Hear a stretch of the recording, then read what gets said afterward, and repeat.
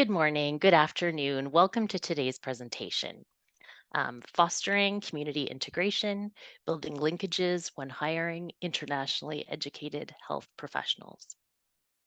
This webinar is the second webinar in N4's employer series on recruiting and retaining international experience.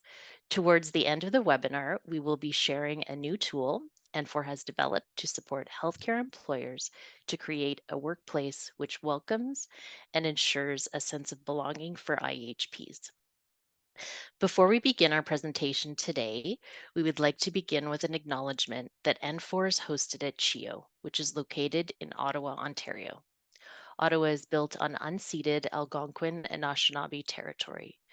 The peoples of the Algonquin and Anishinaabe Nation have lived on this territory for millennia, and we honor them and this land. Their culture and presence have nurtured and continue to nurture this land. We also honor all First Nations, Inuit, and Métis peoples and their valuable past and present contributions to this land.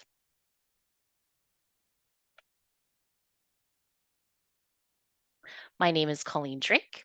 I am N4's Project Engagement Coordinator.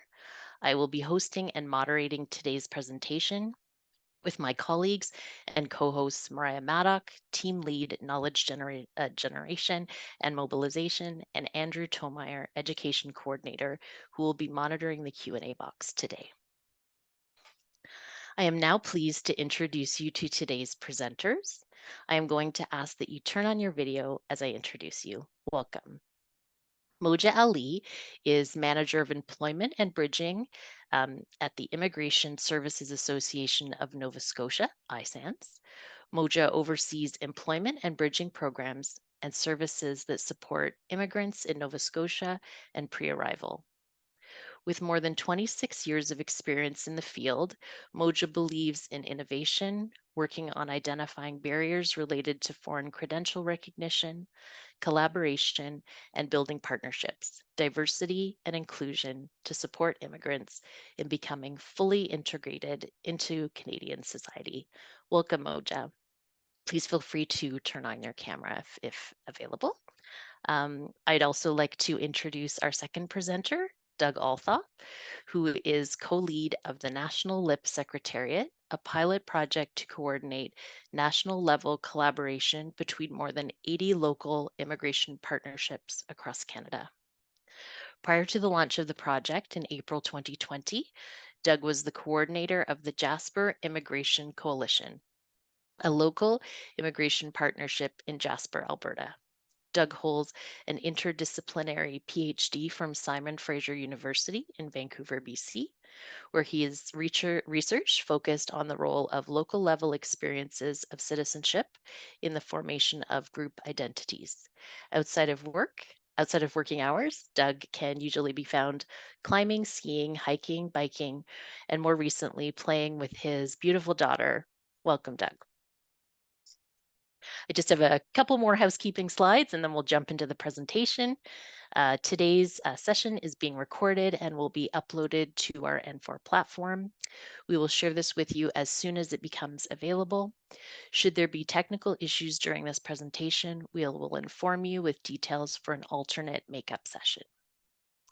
Before we begin today's presentation, I would like to take a moment to introduce you to our platform features to help enhance your participation experience.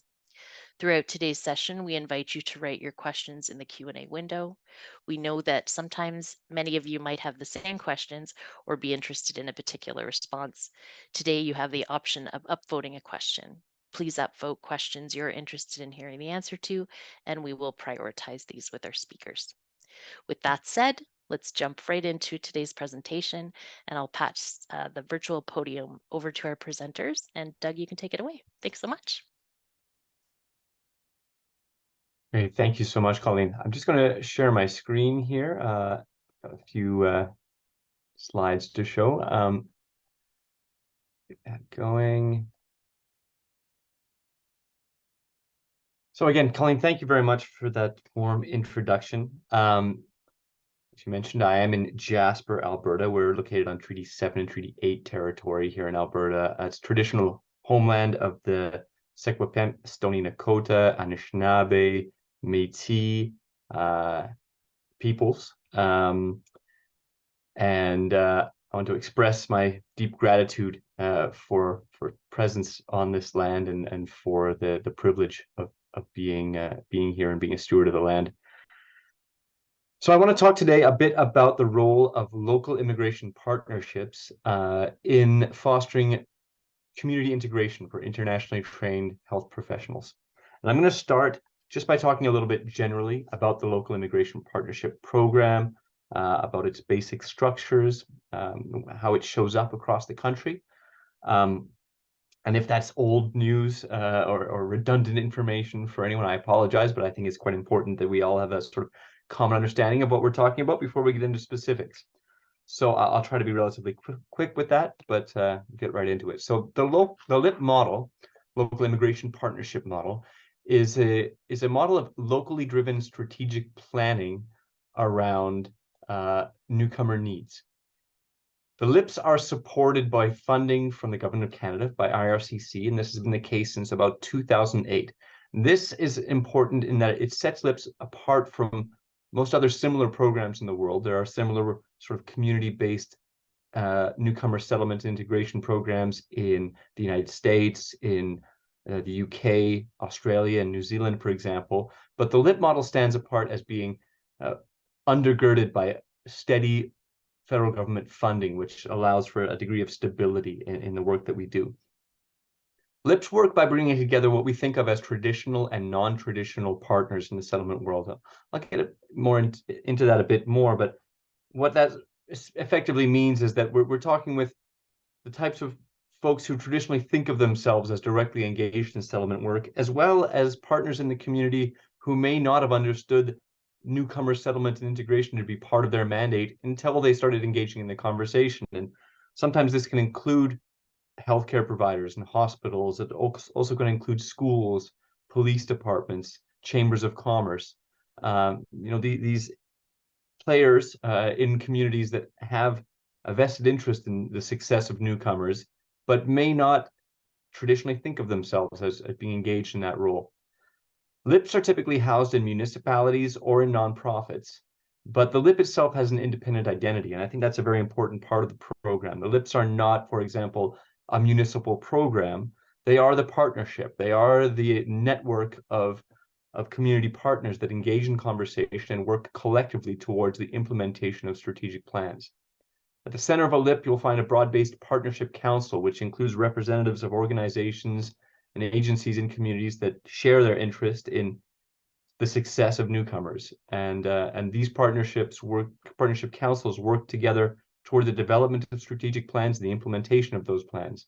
And again, take collective responsibility for that and have a unique identity as a partnership independent of the contract holding organization. As I said, typically a municipality or a nonprofit organization. LIPs typically also have newcomer councils or newcomer advisory groups, groups comprised of newcomers who advise the project. And that's really been an interesting area of development for LIPs as we've strove to develop more meaningful ways to engage with newcomers and put newcomers in positions of decision making so that they are not merely consulted on the work, but have a leading role in developing, delivering, and evaluating the work that LIPs do. And LIPs also often have issue-specific working groups that might be employment working groups, anti-racism working groups, or health and wellness working groups. So LIPs are have specific roles that depend on many contextual factors. So one of the strengths of the LIP program is that the LIPs adapt to the needs and the context of a specific community. And some of those important geographical factors can include being large or small centers. So we have LIPs in communities or cities as large as Toronto and Vancouver and Calgary, but also in small communities like Jasper or in regional in rural zones. So something over the last few years that's developed is the idea of a zonal immigration partnership. Rural areas comprised of numerous communities that work collaboratively towards the success of newcomers. The The partnerships, another important factor that determines sort of what LIPs focus on in the work they do are the partnerships themselves. Which players are at the table? Who is involved in the decision-making and the implementation of strategic plans? The fact of LIPs being housed in municipalities or nonprofits also has an important influence on the type of work they do and where they can be most effective. However, the mandate to foster more welcoming and inclusive communities is common to all LIPs, and I think that's the key for our conversation today. LIPs are first and foremost engaged in the fostering of more welcoming and inclusive communities for all newcomers, and of course, that includes internationally trained health professionals. So the basic workflow of a LIP, I tend to characterize as being an iterative process of research, strategic planning and action planning, performance measurement and impact assessment, reporting, and repeating. So a typical LIP will start their work, as happened in the case of Jasper, where I began doing this work. We began with some in-depth research on the local conditions, the challenges that newcomers face in the community, and then on the basis of that research, worked with our project partners, our project council, to develop a strategic plan to address the identified needs of newcomers in the community, and then develop annual action plans to try and move that strategic plan forward. Also, on a sort of cyclical basis, we will engage in performance measurement and impact assessment to determine how effective our action plans have been. We'll report on that to our funder and to our partners. And on that basis, repeat the process, engage in more research if needed beyond the performance measurement and impact assessment process to develop new strategic plans, new action plans to address the evolving needs of newcomers in the community. So I spoke a little bit about traditional and non-traditional partners. So just to reiterate, traditional partners are those who have sort of historically viewed themselves as being directly engaged in the settlement and integration of newcomers. And non-traditional partners, as I said, may include hospitals and healthcare providers, chambers of commerce, police, media outlets, and others who clearly have an interest and can be important contributors to the success of newcomers, but maybe haven't traditionally thought of themselves in that way. And so one of the roles of LIPs is to go out in the community to engage potential partners in conversation and highlight to them the role that they can and should be playing in the supporting newcomer settlement and integration. As I mentioned also, it's really important that LIPs are an independent body in a community, that they are the whole body and not just the backbone. And by the backbone, I mean that organization that holds the contract, the funding agreement with IRCC to provide that foundation of support for the partnership. Effective collaboration in LIPs requires that partners take collective responsibility for action. So these are not simply advisory groups. They are bodies of partners who are collectively committed to the implementation of the strategic plans that they develop. The success of these projects hinges on the value added by partners. Again, it's not simply a matter of a contract holding organization learning from partners and then implementing their recommendations. The success hinges on all of those partners collectively working towards the implementation of the strategic plan. Engagement with newcomers is very important to the work that LIPs do. It's part of the research process in terms of identifying newcomer needs. It's a continuing part of the structure of LIPs through the immigrant advisory tables and newcomer councils that I mentioned. And it's become something that we more and more come to value as consultation with experts. We've come to view newcomers, I shouldn't say we've come to view, but we've come to refer to newcomers who we work with in our projects as lived experience experts, recognizing explicitly the expertise that they bring to these conversations through their lived experience as newcomers to Canada. And we work very hard to move beyond tokenistic consultation. So we are not interested in simply taking up newcomers' time by asking them to sort of verify what we already believe to be true. We are working and always looking for new ways to engage with newcomers in such a manner that they are empowered to direct and lead the work that LIPs do. So that's a general overview of LIPS. And of course, if time permits, I'm happy to answer any questions about the program. But I just want to give a very brief overview of the National LIPS Secretariat, which is the project that I've been working on for the last several years. The National LIPS Secretariat came about as an idea in 2018 when most LIPS in the country came together for a learning event in Calgary. And we began discussing the value that we could gain by more effectively sharing best practices, materials, by learning together and from one another, and really our need for some level of support for that collaboration, such that LIPS could count on having, connections to other LIPS that they can learn from, that they can develop materials in collaboration with. And so we developed the concept of a national LIPS secretariat and eventually proposed to IRCC that they fund such an endeavor.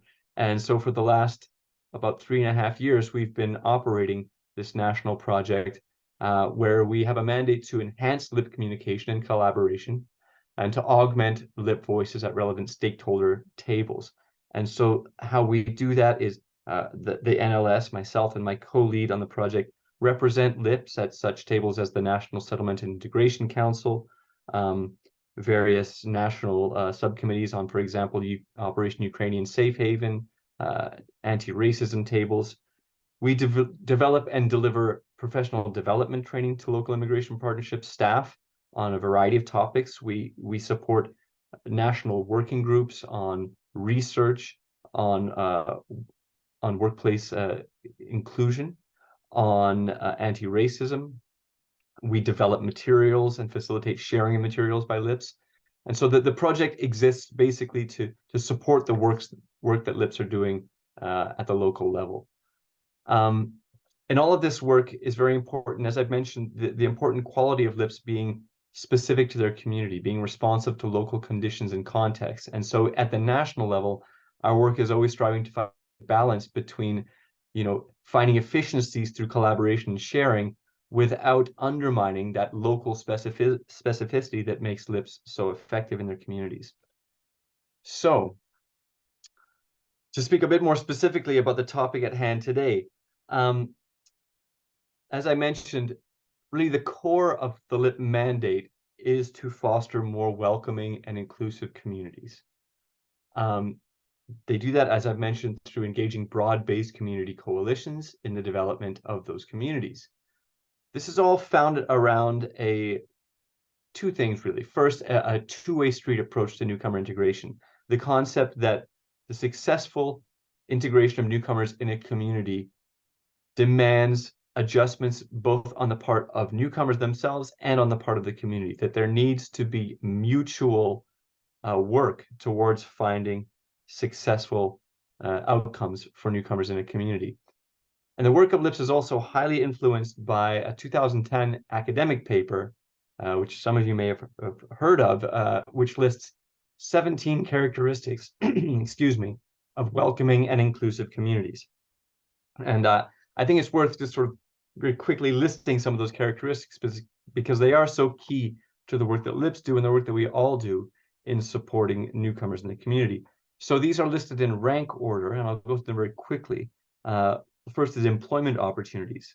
Second, fostering social capital, affordable and suitable housing, positive attitudes towards immigrants, presence of newcomers serving agencies, links between main actors working towards welcoming communities. This is exactly the work that LIPS do. Municipal features and services that are sensitive to newcomer needs, education opportunities, accessible and suitable health care, accessible public transit, the presence of diverse religious organizations, social engagement opportunities, political participation opportunities, positive relationships with police and justice, safety, opportunities to use public space and recreation facilities, and favorable media coverage and representation. So a lot of the work that LIPS do is designed to address these 17 characteristics of welcoming and inclusive communities. And those same characteristics are important, of course, for the inclusion of internationally trained healthcare practitioners. So To come a bit more specific into some of the work that LIPs do, I think it's important to recognize that, from my reading anyway, and I should say that I haven't had a time or opportunity to do a comprehensive evaluation of, there are now 87 LIPs across Canada, so I haven't been able to look in detail at all of the work that each of those 87 are doing. But I have looked for this and previously at, I would say, most of the strategic plans developed by LIPs. And as yet, I have not found any strategic plan priorities from LIPs that specifically address fostering the integration of internationally trained healthcare professionals. However, there are many strategic priorities and actions of LIPs that indirectly address that question. So to highlight a few of them, LIPs, I would say, universally are engaged in broad scope, welcoming and inclusive communities work. As I've mentioned, it's the core mandate of LIPs. And so for some examples of that, the London Middlesex LIP makes it a priority to encourage the London and Middlesex community to appreciate diversity and actively work to attract, support, and retain immigrants. All residents welcome to full participation of immigrants into Canadian society and work together to eliminate racism and discrimination in all forms. So a broad-based priority of that LIP to work at the community level. Another example, the South Okanagan-Similkameen LIP contributes to developing a welcoming community where everyone feels safe, respected, comfortable in being themselves, and shares a sense of belonging. And here, my own community of Jasper, priorities to organize an annual welcoming event to Jasper to feature community groups, clubs, organizations, and service providers to help newcomers in the community connect. Many LIPs are also involved in workplace inclusion charters, inclusivity awards, and things of that nature. The Bow Valley has been a leading LIP. The Bow Valley LIP has been leading the development of workplace inclusion charters and awards that recognize employers who do particularly well in terms of fostering inclusive workplaces. The Toronto East LIP works to address racism and discrimination hiring practices through anti-racism initiatives, forums, and meetings that allow individuals to share their point of view as job seekers and facilitate or support workshops for organizations to address racism and discrimination in the labor market. The Durham LIP has created a workplace inclusion charter to support local employers in making their workplaces more inclusive and to promote employer champions who demonstrate leadership and inclusion and equity, and who hire and support immigrants in the workplace and the community. So this is a really important area of work for LIPs. And I would say that at the national level, the drive toward developing workplace inclusion charters as kind of standard LIP work has grown and has gained a lot of momentum. Sorry, backing up, sorry. Sorry, problem here. So the promotion of diverse hiring and advocating for foreign credential recognition. Another area where LIPs have worked is in the area of advocacy. And advocacy is always a tricky area for LIPs to work in as federally funded agencies. But LIPs have done a lot of work to better understand the challenges of foreign credential recognition and to promote diverse hiring practices among their partners and within their communities. I can see some examples on the screen there. The Ottawa LIP that emphasizes the need for a proactive recruitment of health workers from immigrant and ethnocultural minority communities, coupled with measures to make better use of internationally trained health workers. The Victoria LIP in British Columbia advocates for skill recognition and accreditation changes with professional associations and with government. The Winnipeg LIP advocates to IRCC, the province of Manitoba, and the settlement sector, regulatory bodies, that IEPs should work collaboratively to address barriers to credential recognition. And the North Shore LIP in North Vancouver and West Vancouver works to increase the understanding of the value of a culturally diverse workforce amongst North Shore employers and community stakeholders. Finally, particularly in the last, I would say, 4 or 5 years, many LIPs have become directly involved in anti-racism work, which is, of course, a key to creating welcoming and inclusive spaces for many newcomers who are racialized in Canada. The Burnaby LIP, for example, has created and hosted anti-racism webinars for LIP partners to create greater awareness of the need for focused anti-racism work and to provide the capacity to engage in that work within their community. The Red Deer LIP commissioned and engaged in a community-based research project on racism in that community, which produced a very high-quality report that highlighted specific issues and pointed the direction towards specific actions to address those issues within the community. Simcoe County, apologies for the typo there, engaged in a public awareness campaign around racism. It's one example of many LIPs who have done similar things to highlight the barriers faced by racialized newcomers in the community and the need for focused action to address those barriers.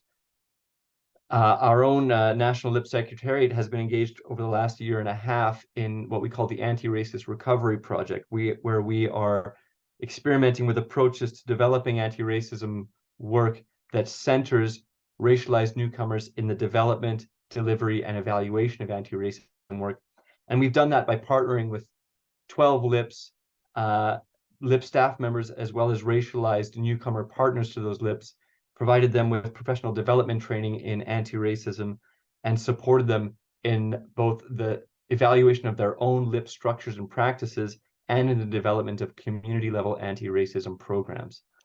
So those are all just examples of work that LIPs do that is perhaps not entirely or directly focused on the integration of internationally trained health professionals, but more generally on fostering welcoming and inclusive communities and workplaces that embrace all newcomers.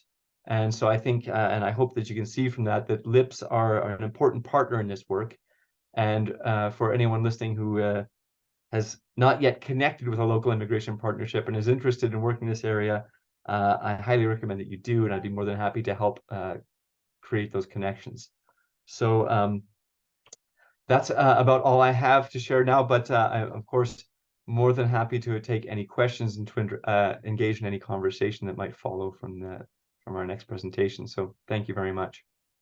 Thanks so much, Doug. That was fantastic. And just to keep with our time, we'll hand it over to Moja to do her presentation, and we'll hold questions till the end, which are coming in. So thank you so much, and over to you, Moja. Thank you, Marianne. Thanks, Doug, for the presentation. Welcome, everyone. My name is Moja Alia, and I manage the employment and bridging programs at iSense. Today, I will be highlighting iSense approach in supporting internationally educated healthcare professionals in Nova Scotia. And sorry, I'm just gonna the slides. So to start, I will start with the land acknowledgement at ICE. Sorry. We acknowledge we are on unceded traditional Mi'kmaq territory, and we are grateful for the peace and friendship treaties. At iSense, as we work to settle newcomers to Nova Scotia, we honor and respect the Indigenous people of this land. And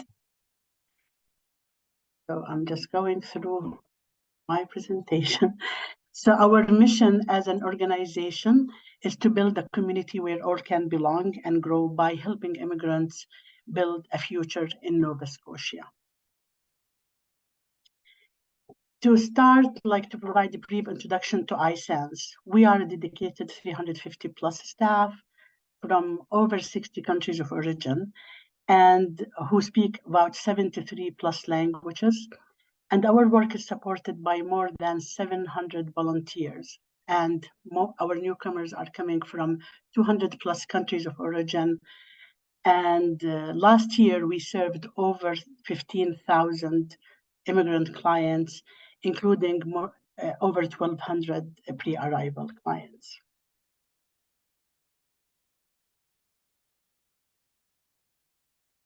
So we follow iSense in general, we offer multi-service approach across Nova Scotia and pre-arrival. So we offer a holistic approach to working with immigrants, whether in Nova Scotia as a whole or pre-arrival. Our services range from settling newcomers to employment services, and with focus on international qualification recognition, profession-specific communication courses and language training, business support, while working closely with employers to help immigrants successfully settle in Nova Scotia. And you can see the range of services we are offering here, and I'm going to be sharing more. But our main focus will be on international educated healthcare professionals. This is a busy spot, a busy slide, but it shows the different streams and services offered through iSense teams. So we offer distance and online services, and we have been doing that for so long. And like since 2007-8, that's when we started the online delivery of some of the programs. And of course, after COVID, it became almost 90% of our programs are offered online. Getting settled, which is very much focus for the settlement organizations in general. Learning English is one of our main focuses, and finding employment while bridging is another program, and as well doing business and working with people who are going through becoming entrepreneurs in Nova Scotia. We also connect with the community by offering immigrants with access to help by volunteers.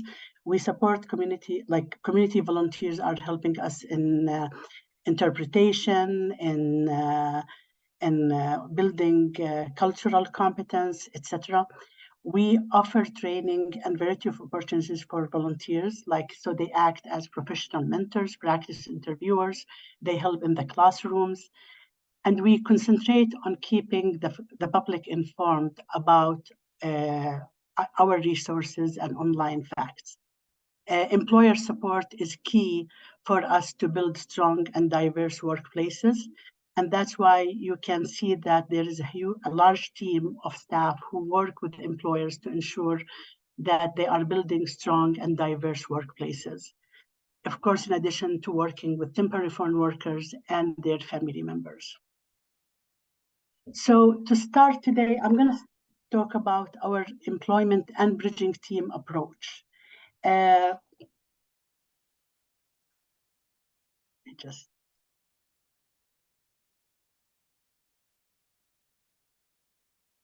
So through our work with immigrants, we do follow an adult education principles-based approach, and it's based on each client needs.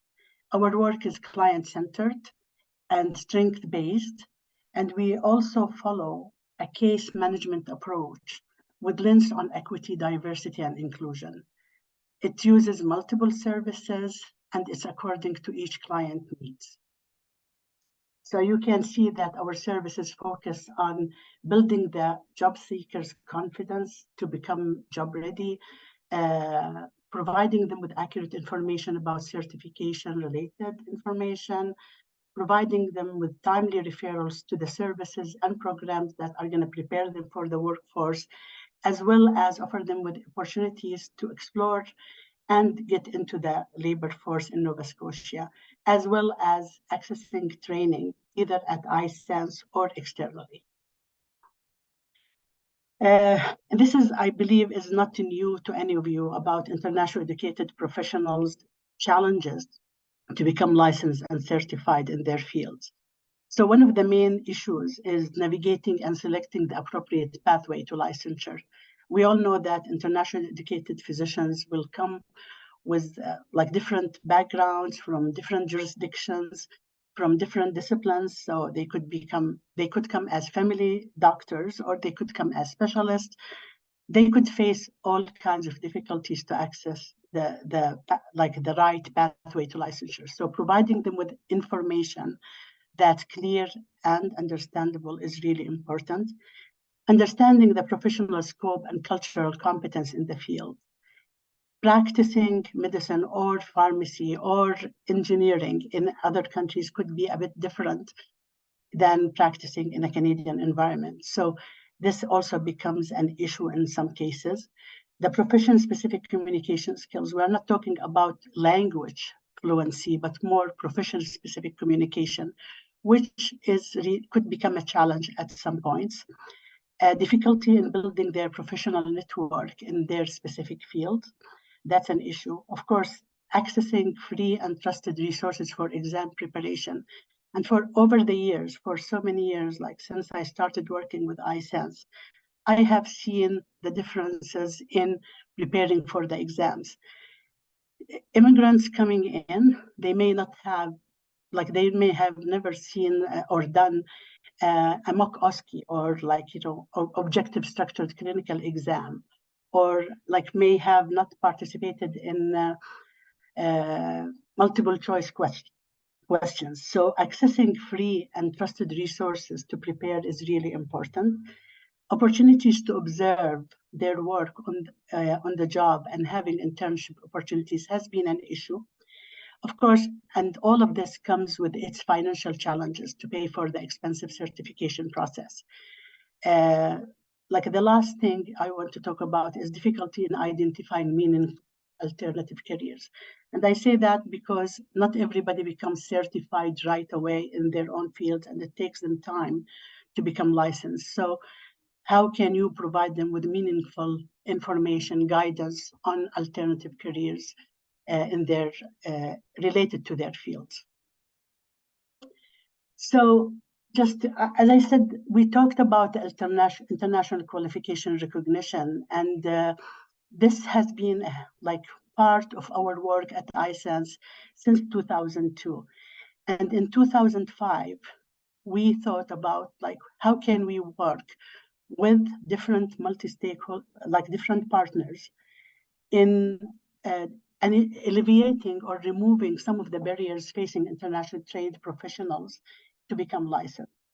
So back in 2005, that's when we created a model called the multi-stakeholder working group. It was created by iSense in 2005, and it was adopted recently back in 2002 by Labor Skills and Immigration Division in Nova Scotia. And those work groups were like developed and created to address the challenges related to international qualification recognitions. We have created 13 groups. Most of them are related to the healthcare field, like so in medicine, pharmacy, dentistry, nursing, medical lab technology, etc., as well as other occupations like engineering and accounting.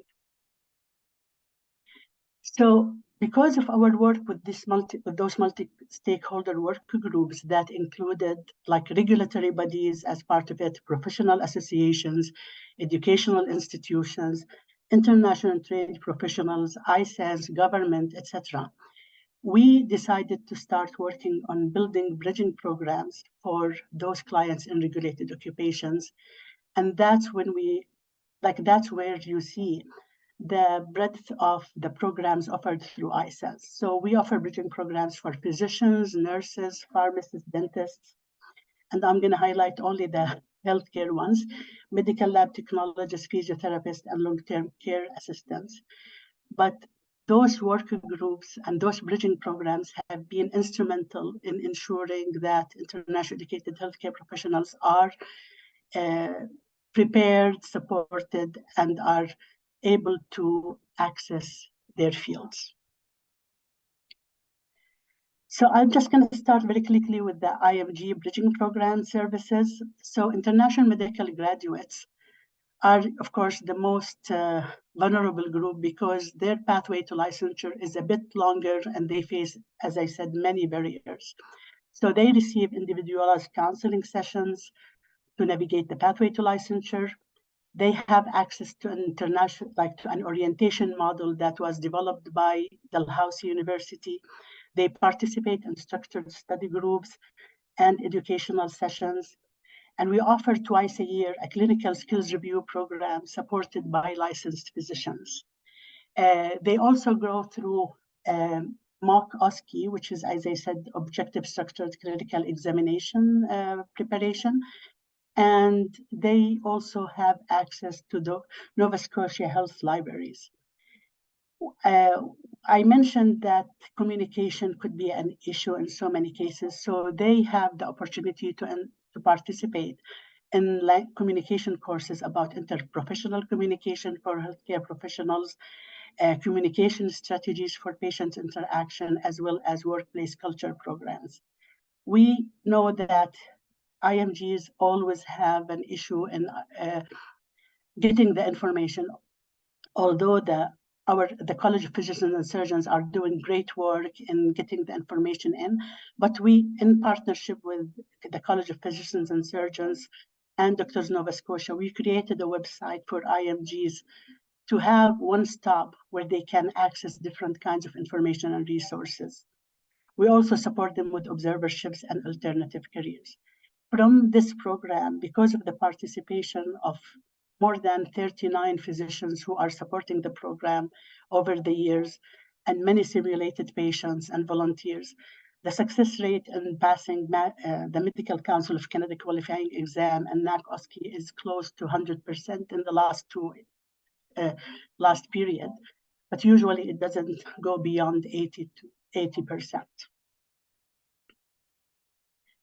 So the International Educated Nurses Bridging Programs and Services, it's similar, like, in content, they are all similar in the area of providing pathways to licensure, but the programs supported are more focused on nursing. So we offer a Foundations of Nursing practice that has been offered for the past, since 2016.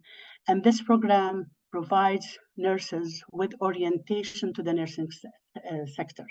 We are not an educational institution and we can't claim that, but providing them with this orientation really opens their minds to what is the scope of work in a Canadian environment as a nurse, what can they do to become better prepared, and how it just puts them at ease once they complete those courses.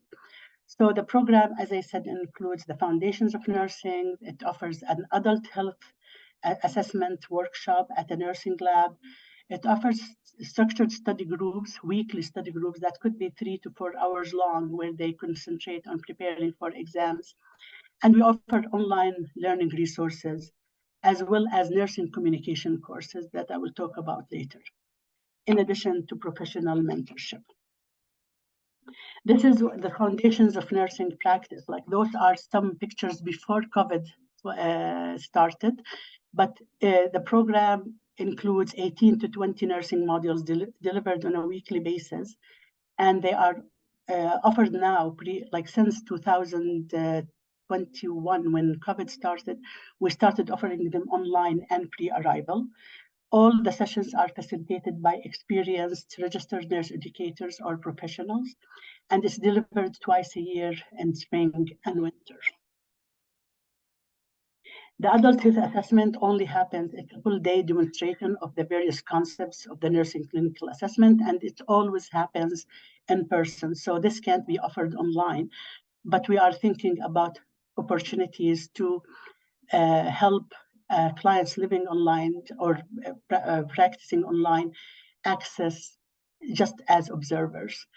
And those are usually held at a nursing skills labs, as well as facilitated by nursing educators. The International Pharmacy Graduate Bridging Program, they said, is the same thing. It's individualized counseling sessions, structured study groups, communication skills lab for IPGs, which is run by licensed pharmacists, simulated patients, and pharmacy assessors who are participating every year. And as I said, we have seen 80 to 100% success rate. We, in the past number of years, we have seen so many international educated pharmacists coming to the province of Nova Scotia to participate in the program, although many of them ended up staying in Nova Scotia, but we have seen people going back also to other provinces. We offer also similar programs for dentists, and which would focus on study groups and educational sessions, as well as observership opportunities at dental labs or dental clinics. So language programs for immigrants to Nova Scotia we offer over 90 active classes, and 20 of them are specialized programs.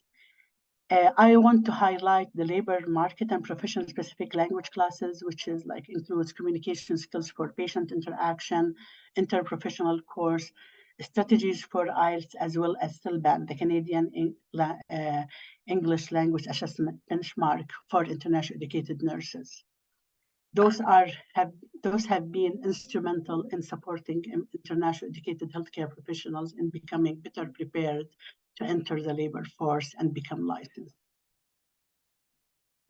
We talked about the issue of the financial aspect and the difficulty in paying for exam. So the Atlantic Immigrant Career Loan Fund has been in place since 2012, sorry. And the purpose of it is to provide them with the financial support to overcome those barriers. So immigrant Canadian citizens who's been in the country for less than 10 years and permanent residents are eligible to borrow up to $30,000 to pay for those exams. We have seen a lot of the healthcare professionals accessing the loan program and becoming successful within a timely manner.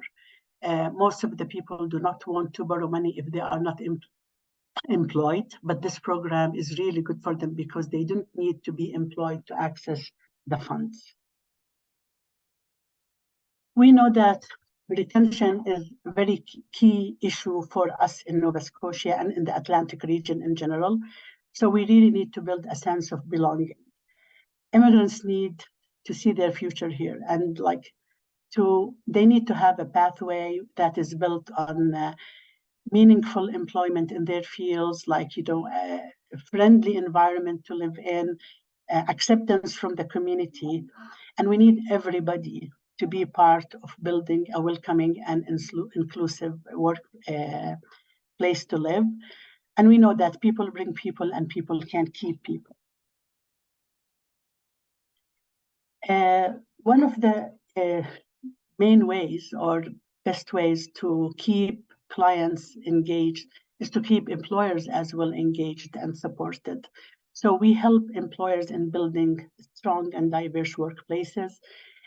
We have a large team, as I said, of staff within the business workforce integration team that supports employers in general, but within employment and bridging, our programs are all employer focused. So we refer qualified candidates and job-ready clients to employers directly for possible jobs. We work with employers on the Atlantic Immigrant Pilot Project. We offer a skills match online recruitment tool where job-ready clients can share their resumes, employers share their job postings, and they can match and connect with the clients directly. Work placements where the clients, whether IEHPs or none, can go and demonstrate their skills with employers. Employers who are hiring, for example, for mass hiring. We had situations with nursing homes who wanted to hire long-term care aides and ended up doing an on-site recruitment session or online recruitment session where we invited strong candidates and employers were there to interview them specifically and hired, if we'll have 20 and they may hire 10 of this group from this session. We depend a lot on building workplace culture with employers, and we support them by offering customized training for their own people, management and staff, to ensure that they are open and welcoming to the immigrant community. The training incentive bond, it's a pilot project that we are working with employers on. It's funded by ESDC. It's an insurance policy for employers to try immigrants on the job without any obligation. This has been going extremely well, and we can see that there is buy-in from employers to this one. The most important part about retention for internationally educated healthcare professionals is making sure that spouses and dependents are supported wherever they are living in the rural areas or in Halifax or in general.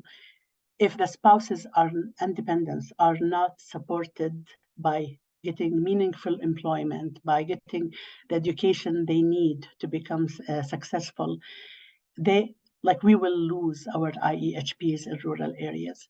So all of this, like all the programs that we offer, all the retention support we are offering, English in the workplace that we are offering to support clients, is really needed to ensure retention of IEHPs in rural areas and in Nova Scotia in general. And the best way for employers to connect with us is to contact us at employment_service at iSense here, or to contact me directly. So all of this needs to build partnership and collaboration. So we work very closely with community organizations. We work with Nova Scotia Work Centers. We work with other immigrant serving organizations. We work with local immigration partnerships. Doug spoke about the benefits and the importance of the local immigration partnerships. And we see that from our participation as members of those ones in Nova Scotia. We work with employers directly, with Nova Scotia Health, Department of Health and Wellness, nursing homes, etc., as well as other employers. Regulatory bodies are very important for us, and they are key members. Of course, the national organizations as well as sector councils. I'm just gonna stop. Hi, Moja. I'll let you do your I'm just gonna just do the last I just want to say that in conclusion, collaborating and working in partnership with diverse crews is the key to successful integration and retention for IEHPs and other immigrants in Nova Scotia and Canada.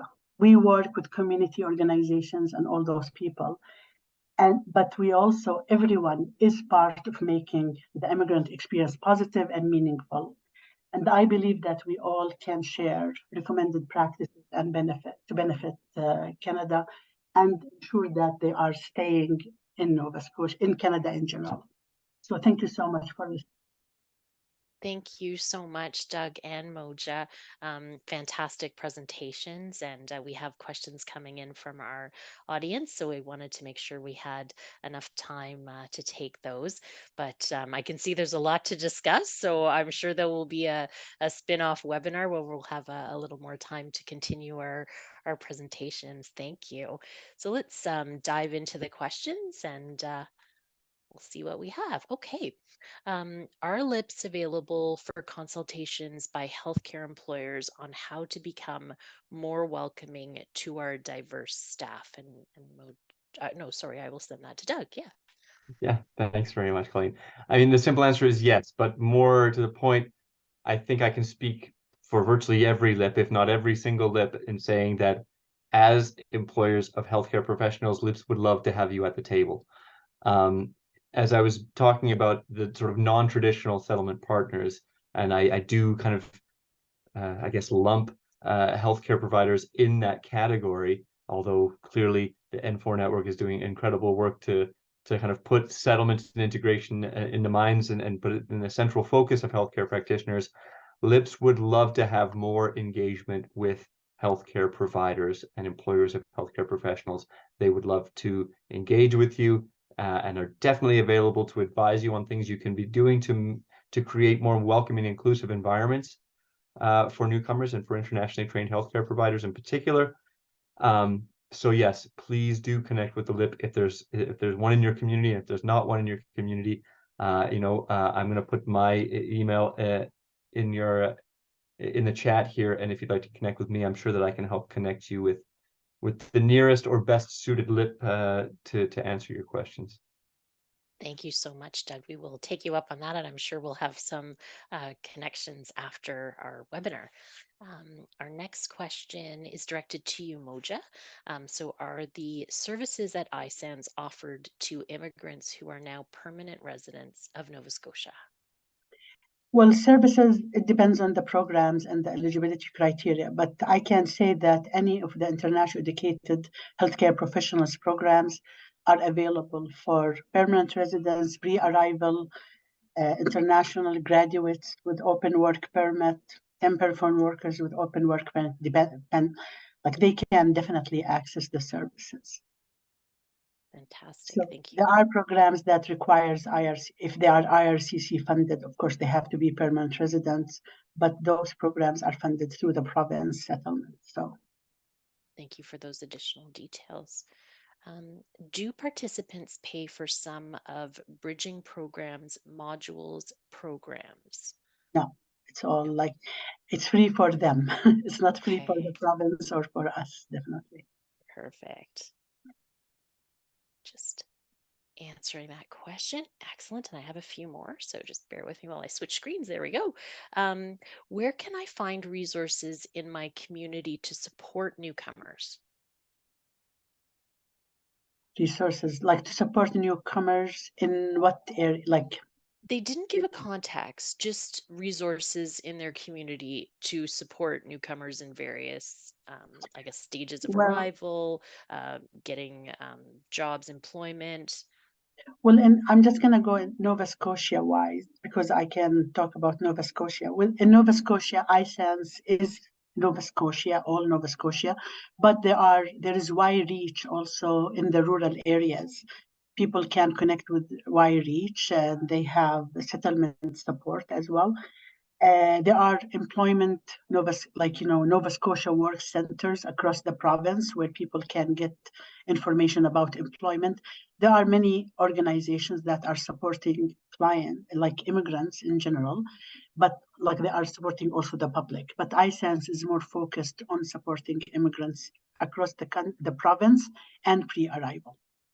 Fantastic. Thank you, Moja. And I Yeah, have I one would just further add one. to that, Of I course. guess just repeating more or less what I said before about connecting with a local immigration partnership, or failing that, a settlement agency. And I just want to maybe plug our website a little bit. The website, and I should have had that on a slide, but it's relatively new. It is thelipsecretariat.ca, all one word. I don't know if I can get that into We in can front of share that people somewhere. after Yeah. Doug is a resource. So Yeah. on our website, we have a map of Canada that shows the location of all the local immigration partnerships in the country. So you can go to that map, zoom into your area and find the LIP nearest you.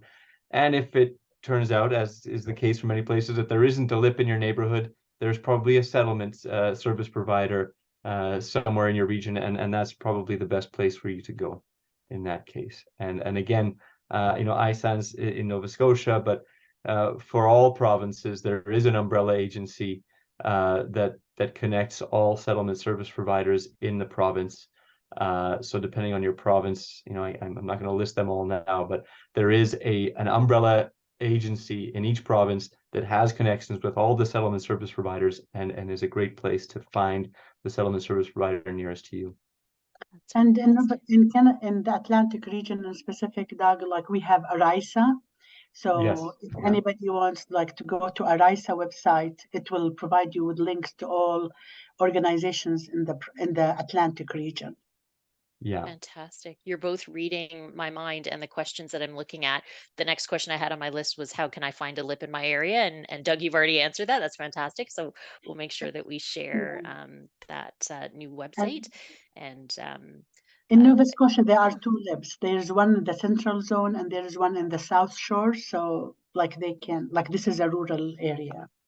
fantastic, Moja. Yeah. And please share any other details with us. We can share with the attendees and the members of N4. I do have a question. How can we create stronger linkages between organizations and communities?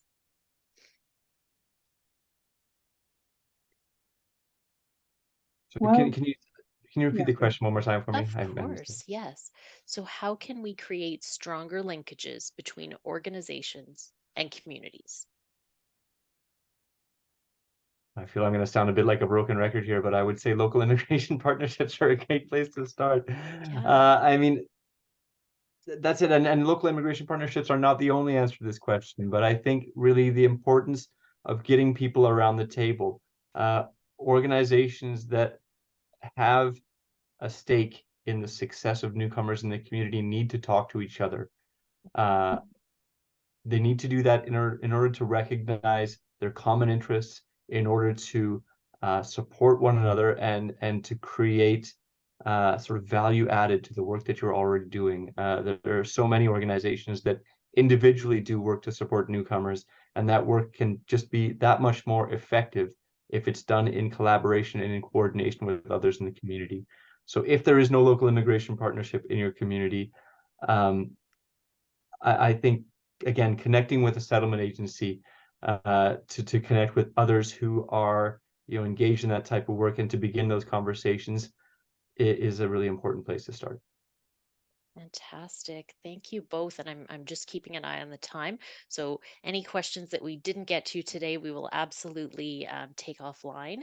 And if you bear with me for just one moment, I'll pop our closing slides back up on the screen, and then it'll leave some time just for you to both give a last thought. So what you're looking at currently and for launched checklists for recruiting, integrating, and retaining IEHPs. This downloadable checklist was created with healthcare employers across Canada and can be used by all within the healthcare sector to create a workplace which welcomes and ensures a sense of belonging for IEHPs. Mariah or Andrew will put a link to the checklist in the chat, and we'll also share that after we wrap up. Please feel free to share this checklist with your networks. I obviously want to send a big thank you out to Moja and Doug for taking time to participate in today's discussion. We had a great presentation from both of you, and many thanks, obviously, to our audience for engaging with us today. And we look forward to welcoming all of you back at future events. If you missed any part of today's presentation, was recorded, so you'll be able to watch that back. As I've mentioned, we have all kinds of curated resources from today's topic. Doug shared a couple, Moja has as well, and we'll be sharing those. Following today's session, you'll be invited to complete a survey, and we do ask that you complete this. Very important to have that information so that we can continue to bring fantastic topics at future webinars. You're looking at a couple of the upcoming webinars, so please join us for those. We have our N4 mobile app available on Apple and Android devices. So through the QR code here, so going to newcomernavigation.ca/iOS or Android. And again, thank you so much for joining us, and stay safe and well. And with that, I'll pass it back to Doug or Moja. If you have any last words of wisdom to share with the audience, please do. Well, that's a high bar, words of wisdom, but I will just maybe reiterate that, if you're looking to connect with a local immigration partnership, our website, the lipsecretariat.ca, is a great place to start. And if you go to that website and click on, there's a button, lips and zips, and find a lip or zip. Zip is zonal immigration partnership. That will bring you to a map feature that will allow you to quite easily find a lip close to you. I just want to say thanks to Moja and to Colleen and everyone at N4 for organizing this and for inviting me to be a part of it. Thank you, everyone. Thank you Thank both. you. I just wanted to say thank you as well for inviting us, Colleen, and thanks, Doug. It was great to reflect again on LIP again and just go back to my meetings. But I really appreciate all the questions, and I'll be very happy to answer anything or provide more information if anybody needs it. Thank you. Absolutely. I'll be reaching out. Thank you so much, both. And we'll see everyone at an upcoming webinar. Have a great afternoon or morning. Thank you.